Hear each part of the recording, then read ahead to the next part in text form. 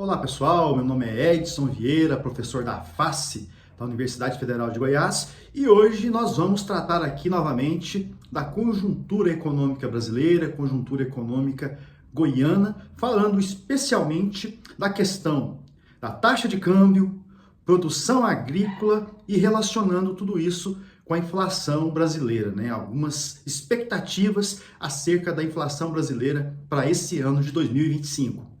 Pessoal, não dá para falar de produção agrícola sem pensar nas questões climáticas, né? 2024, por exemplo, foi um ano bastante complicado. A gente acompanhou todo o drama causado pelas enchentes do Rio Grande do Sul, né? Com prejuízos econômicos e sociais muito significativos. Algumas regiões agrícolas foram simplesmente varridas pelas chuvas intensas que aconteceram por lá, né? Outra questão também muito importante em termos climáticos em 2024 foi a seca causada pelo El Niño, né? O El Niño causando essas chuvas intensas no Rio Grande do Sul e secas prolongadas em algumas regiões produtoras, né? Nós tivemos em 2024 a maior seca dos últimos 80 anos no Brasil. Então, tudo isso contribuiu para que a gente tivesse uma queda muito significativa da produção agrícola no Brasil. No Brasil, essa produção agrícola caiu 7,2% e em Goiás 1,8%, né? Mas tivemos aí quedas absolutas mais intensas no Pará, no Rio Grande do Sul e também no Mato Grosso do Sul. Foi um ano com problemas climáticos muito intensos que tiveram efeitos muito significativos sobre a produção agrícola no Brasil e no estado de Goiás também, né? E em relação a 2025? Olha, em 2025, ao contrário de 2024, a gente não vai ter o El Niño. Esse ano vai ser regido pelo Laninha. Então, Laninha é caracterizado por chuvas menos intensas na região sul do país, né? E chuvas mais intensas nas regiões norte e nordeste. Agora, qual que é a grande questão relacionada a isso? É que em 2023, quando a gente teve um recorde da produção agrícola, nós também tivemos o Laninha. Então, a gente tem uma expectativa boa de que as condições climáticas de 2025 sejam parecidas com aquelas que nós tivemos em 2023. Então, o que acontece, pessoal? Pela série histórica do IBGE, o recorde da produção agrícola no Brasil aconteceu justamente em 2023, com 316 milhões de toneladas produzidas, né, no Brasil. Em Goiás, 34 milhões. Agora, com essas expectativas aí de condições climáticas melhores em 2025, a gente pode ter um novo recorde de produção. E pelo terceiro prognóstico da produção agrícola que o IBGE divulgou, a produção agrícola de 2025 deve chegar a 323 milhões de toneladas no Brasil e a 35 milhões de toneladas no estado de Goiás. E essas expectativas devem atingir os principais estados produtores do Brasil, né? Então, o principal estado produtor no Brasil é o Mato Grosso, com cerca de 30% da produção nacional de grãos. Depois vem o Paraná, com cerca de 13%, Rio Grande do Sul, com mais ou menos 12%, e o estado de Goiás em quarto lugar, aí, com cerca de 11% dessa produção nacional de grãos. Em todas essas regiões, a gente tem uma expectativa de melhora da produção agrícola em 2025. Então, a gente considera os principais produtos produzidos no Brasil, que são soja e milho, as expectativas são de crescimento de cerca de 15% da produção de soja e de 9% da produção de milho. Mas a gente tem alguns destaques, né? Então, no caso aqui de Goiás, a produção de soja deve crescer mais do que no Brasil, crescendo aí cerca de 18%. No Mato Grosso do Sul, crescendo cerca de 22%. No Rio Grande do Sul, 21%. No Paraná, 20%. E no Mato Grosso, cerca de 12%. No caso do milho, os principais destaques em termos do aumento da produção em 2025 são Rio Grande do Sul com 18%, Minas Gerais com 7,4% e Paraná com cerca de 5%. Nesse caso, do milho primeira safra, a gente tem uma expectativa ali de ligeira queda aqui em Goiás, queda de 0,2%. Agora, um ponto importante, pessoal, é que as condições climáticas que vigoraram desde o final do ano passado e nesse início de 2025 fizeram com que muitas regiões pudessem ter o plantio na época adequada. Por que isso é importante? Porque com esse plantio na época adequada, a gente vai ter também a colheita na época adequada e com isso uma expectativa de plantio da segunda safra também no tempo adequado, né? Então isso favorece a segunda safra. Quando você pega, por exemplo, aí a produção de milho, a produção realizada na segunda safra é muito maior do que aquela realizada na primeira safra, porque na primeira safra o milho concorre com a soja, né? E aí a soja tem uma produção muito superior à do milho aí, tanto no Brasil quanto no estado de Goiás e nas principais regiões produtoras de grãos que a gente tem no país. É claro que a gente está falando de prognóstico, né, pessoal? A gente precisa ver se tudo isso vai se realizar. Agora, a gente já está tendo a colheita da primeira safra, no caso aqui de Goiás, a gente está tendo a colheita de soja e me parece que a produtividade vai ser muito mais elevada do que aquela que nós tivemos em 2024. Por outro lado, no sul, parece que a escassez de chuvas nesse momento está maior do que aquela que se previa anteriormente. Então vamos ver como é que as coisas vão de fato procederem nesse ano. Mas se a produção agrícola bater esse novo recorde, isso vai ser fundamental para a gente ter uma inflação mais comportada em 2025, assim como aconteceu em 2023. Em 2023, né, se você pegar aí o subgrupo de alimentação no domicílio, que é apurado pelo IPCA do IBGE, nós tivemos aí no país uma deflação de 0,5%. Em 2024, quando a produção agrícola caiu, aconteceu o contrário.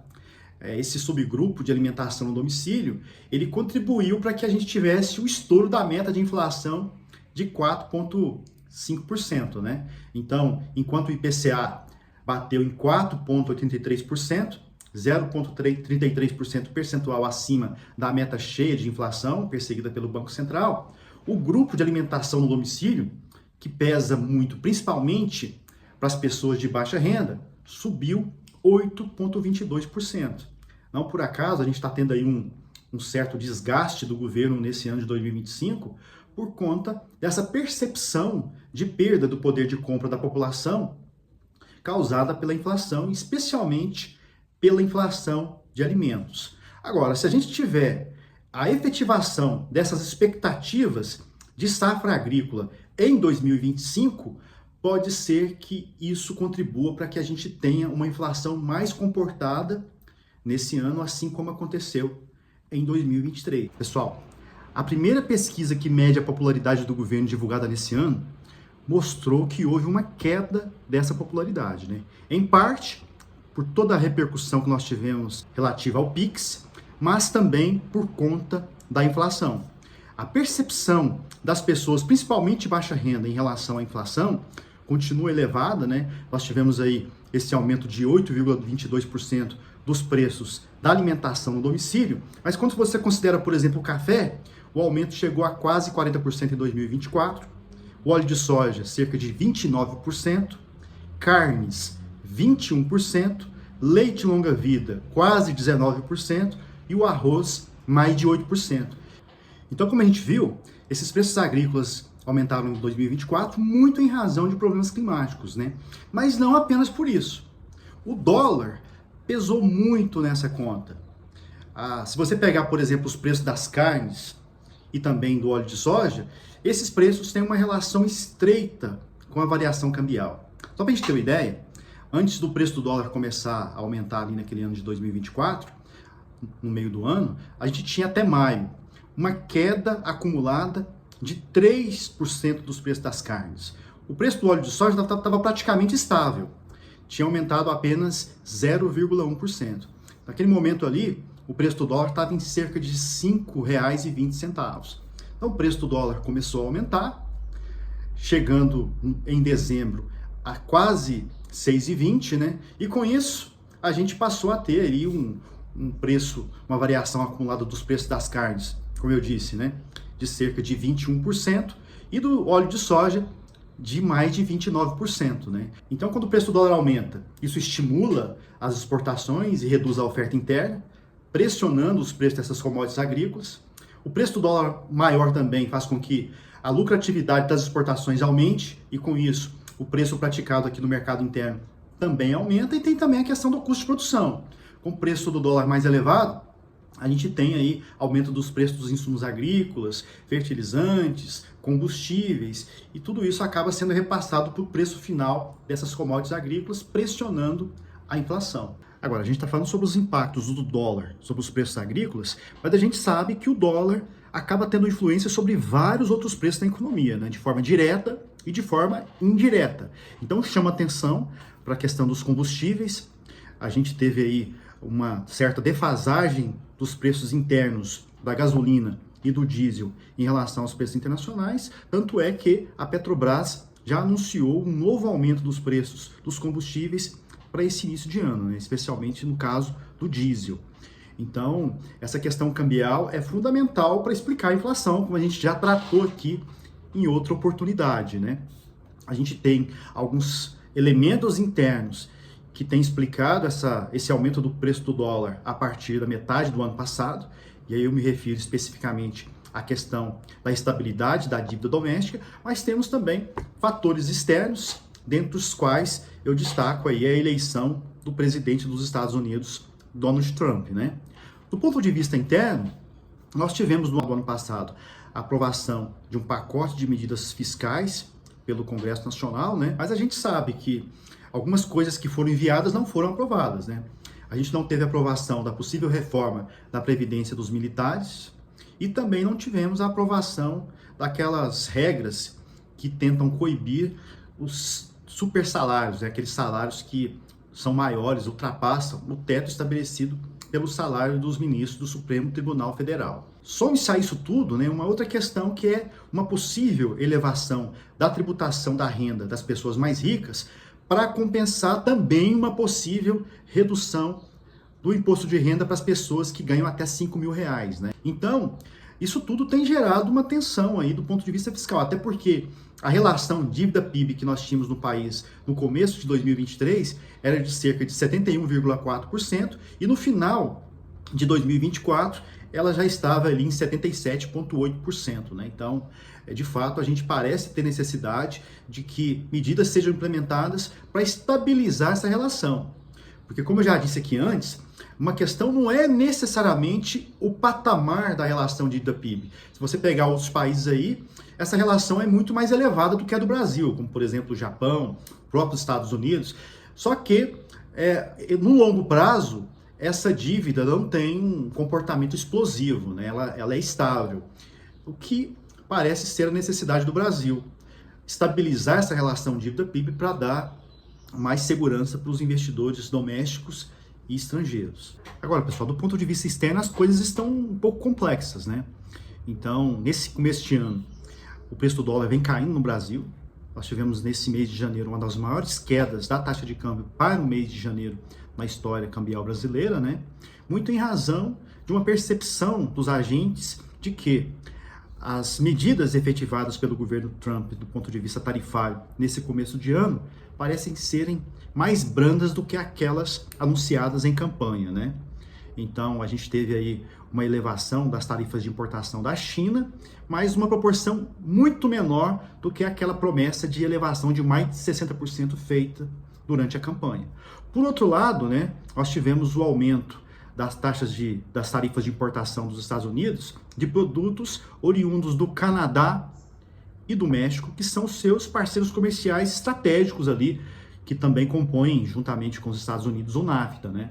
Então, isso ainda não teve uma repercussão no mercado cambial brasileiro, não se sabe exatamente como é que isso vai ser avaliado pelos agentes econômicos, né? Mas é algo também que deve ser analisado. Outra medida que foi anunciada e já está sendo efetivada, né, é essa questão aí da deportação em massa de imigrantes que estão nos Estados Unidos. Isso pode gerar uma escassez de mão de obra nos Estados Unidos e também se tornar um foco de inflação, juntamente com a questão das tarifas, né? Então, as tarifas, juntamente com a deportação em massa, isso tudo pode fazer com que haja uma inflação maior nos Estados Unidos. Se isso acontecer, o Banco Central deve reagir elevando as taxas de juros por lá e isso acaba pressionando o dólar aqui, né? Porque muitos investidores vão sair daqui e levar os seus dólares para os Estados Unidos, fazendo com que a taxa de câmbio aqui aumente, gerando mais inflação. Do ponto de vista externo também, um outro ponto importante diz respeito à questão dos impactos de tudo isso sobre o crescimento da economia chinesa. O Fundo Monetário Internacional apontou que no ano passado essa economia cresceu cerca de 4,8% e que nesse ano de 2025 deve crescer 4,5%, né? A gente precisa ver ainda quais são os possíveis impactos dessas medidas nos Estados Unidos sobre a economia chinesa. Se a economia chinesa crescer menos, a gente pode ter dois fatores aí pesando sobre a inflação doméstica, né? Em primeiro lugar, se a economia chinesa crescer menos e por conta disso o Brasil exportar menos para lá, a gente pode ter uma possível elevação da taxa de câmbio, porque a gente vai ter uma entrada menor de divisas por conta de uma queda da balança comercial, né? Por outro lado, se as exportações brasileiras de commodities agrícolas para a China diminuírem, a gente pode ter uma oferta maior de produtos agropecuários no Brasil e, com isso, preços mais comportados desses produtos no mercado interno. Então vamos ver, pessoal, o que vai pesar mais, né? A gente tem esse cenário interno, cenário externo, que podem ter impacto significativo sobre a taxa de câmbio e sobre a inflação brasileira, mas a gente tem também essa expectativa de uma boa safra, de uma safra recorde de produtos agrícolas em 2025, que pode contribuir para suavizar a inflação no país nesse ano, assim como aconteceu em 2023, né? Vamos ver o que vai pesar mais nessa balança. Vamos continuar a nossa conversa aqui ao longo desse ano, né? E a gente vai repercutindo tudo isso. Então, muito obrigado mais uma vez por estarem aqui comigo nesse vídeo e até a próxima aí, vamos analisando esses fatos aí no futuro. Um abraço.